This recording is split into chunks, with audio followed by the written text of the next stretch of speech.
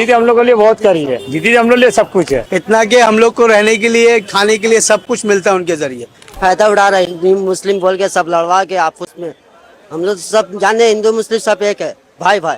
मैं यहाँ राजनीति खेल रहा हिंदू मुस्लिम करके, क्या बोलेंगे, कुछ नहीं कर रहे। एक ही काम कर रहा है अभी। रोजगार बढ़ाई है और क्या चाहिए, काम मिल ही रहा सबको, प्रॉब्लम नहीं है कुछ। हम लोग को तो कुछ मिलता नहीं था। फिलहाल लक्ष्मी भंडार से बहुत ही आराम है। पहले 500 आया, फिर 1000 आया, 1500 आया।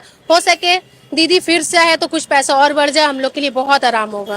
और हम लोग चाहते हैं दीदी रहे, कोई और ना आए इधर। দিদি যে প্রকল্পগুলো এনেছে জন্ম থেকে মৃত্যু অবধি, মানে জন্মালে 2000 টাকা করে দিয়ে মাকে তার সন্তানকে সুন্দরভাবে বাড়িতে নিয়ে যাওয়ার জন্য, ওখান থেকে সমব্যাথী অবধি শ্মশান যাত্রার সময় 2000 টাকা যখন পড়াতে যাচ্ছে তাকে দেওয়া হচ্ছে। এবং মাঝে আপনার যুবসাথী, লক্ষ্মী ভাণ্ডার, যুবশ্রী, রূপশ্রী অনেক ডেভেলপমেন্ট করেছে, আগে যা ছিল তার থেকে এখন 10 গুণ বেশি ভালো হয়ে গেছে। যুবসাথীর প্রকল্প তো এখন থেকেই ঢুকতে শুরু হয়ে গেছে, অনেক ডেভেলপমেন্ট হয়েছে।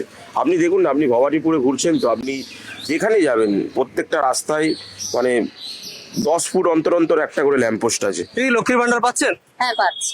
আর আপনার আশেপাশে মোটামুটি আপনার সার্কেলে সবাই লক্ষ্মীর হ্যাঁ হ্যাঁ